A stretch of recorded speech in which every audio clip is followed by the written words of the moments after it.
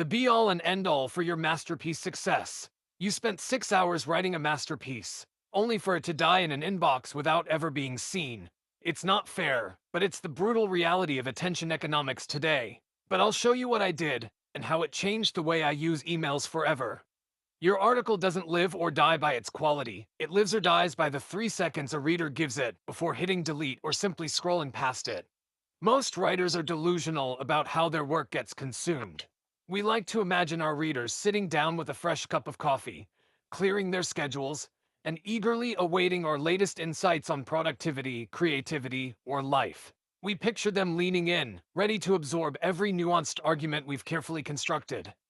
The reality is that it's much messier and far less romantic. Your article arrives while your reader is standing in line at a grocery store, waiting for a meeting to start, or scrolling frantically through a notification center that looks like a digital war zone. They aren't looking for wisdom, they are looking for a reason to stop scrolling. And if you don't give them that reason in the blink of an eye, you're dead in the water. I learned this the hard way, and it fucking hurt. A few years ago, I wrote what I genuinely believed was the best piece I'd ever produced. It was a raw, vulnerable dissection of why I almost quit writing entirely. I poured my soul into those paragraphs. I edited until my eyes burned. I hit send with a title that felt safe and professional, Reflections on the Writing Journey. The open rate was abysmal, like single-digit abysmal. I watched the analytics tick by, feeling a cold knot of rejection tighten in my stomach. Nobody cared. Nobody opened it. My masterpiece was rotting in unread folders, buried under promotional emails for sneakers and SaaS tools. I felt like a fraud. I thought maybe my voice wasn't good enough, or maybe my ideas were just shit. Then, a friend who runs a massive newsletter looked at my article and replied, "Leonard," he said, "your title is asleep at the wheel. You're asking people to work too hard to care." He was right. I had focused entirely on the content inside the email and completely ignored the gatekeeper, the inbox preview. I had failed to realize that before anyone reads my words, they have to make a split-second decision based on nothing but a sender name, a subject line, and a tiny snippet of preview text. This is where the inbox hook strategy changes everything. You need to stop thinking of your title and subtitle as labels and start treating them as a tactical weapon. Think of the inbox as a battlefield where thousands of messages are fighting for the same scarce resource, human curiosity. In this arena, accuracy loses to intrigue every single time. A neutral title like Thoughts on Motivation is invisible because it blends perfectly into the background noise of 1,000 other generic updates. To win, you need a pattern interrupt.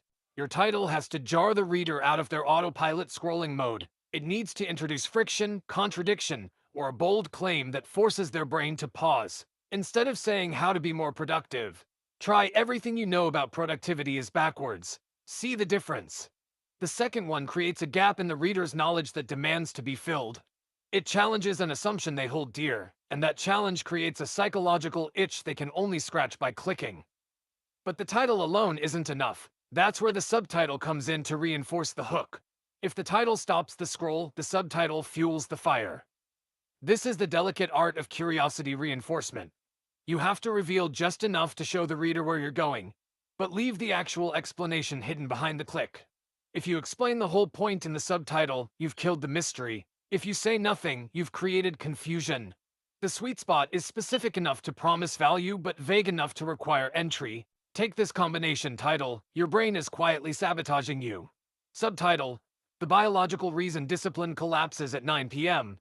Now the reader knows the topic, discipline, the stakes, sabotage, and the specific angle, biology time, but they still need to open the email to understand the mechanism. That tension is the hook.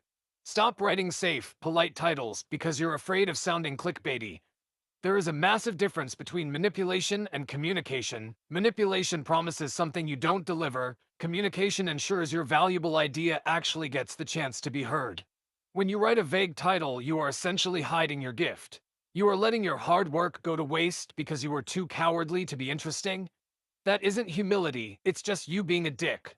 The economics of the modern internet are ruthless, and they favor the bold. Every platform, from Twitter to Substack to Gmail, is designed around a fundamental competition for focus. If you ignore the mechanics of how attention is captured, you are choosing to lose. Writers who master the inbox hook don't necessarily write better articles than everyone else, they just ensure their articles get read more often. Their authority grows faster not because they are smarter, but because they are visible.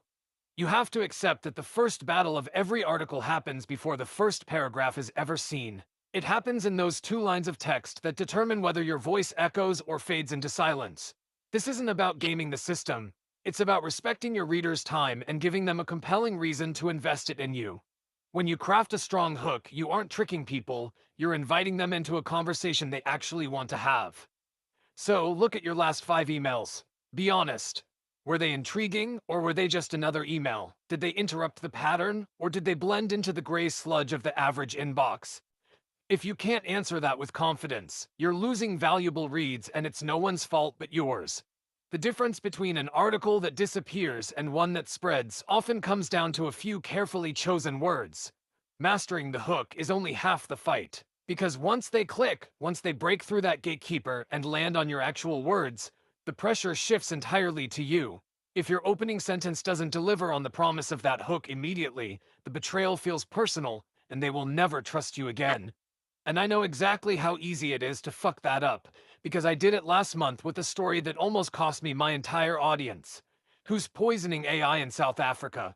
AI doesn't lie, but it believes liars. Medium.com